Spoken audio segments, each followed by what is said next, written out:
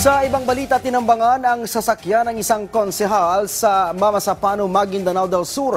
Dead on the spot ang isang magsasakang kasama sa sasakyan. Ang detalye sa ulat ni Trisha Aragon ng PTV Cotabato.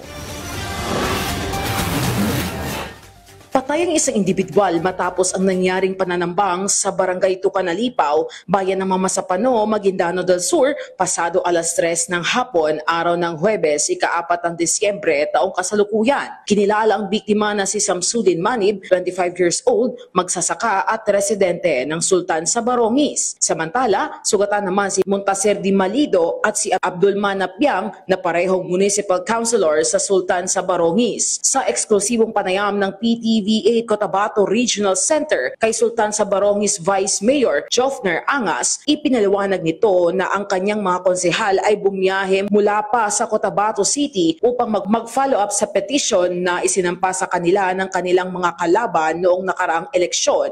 Yung sakay nung Innova na inambush, yun yung sakay doon yung dalawang councilor natin. So ngayon, nung umuwi sila, bigla na lang silang tinambangan.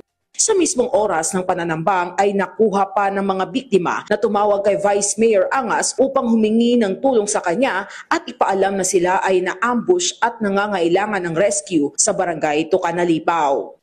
Galing silang Cotabato kahapon.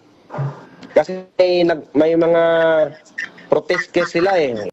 Bigla na lamang umanong pinaputukan ng hindi pa nakikilalang mga armadong individual ang kanilang sasakyan gamit ang hindi pa matiyak na kalibre ng armas. Agad na rumisponde ang mga tauhan ng Mamasapano Municipal Station upang maisalba ang mga biktima sa pinangyarihan ng insidente. Kinuha naman ni Vice Mayor Angas ang bangkay ng nasawi para sa burial rites habang agad namang dinala ang sugatang biktima sa Sultan sa Barongis Health Center para magamot. So inihiling ko sa ating mga kamag-anak nitong biktima na ipaubayan natin sa ating kapulisan dahil sila yung unang-una accurate na mag-iimbestiga sa mga nangyari dyan sa pananambang.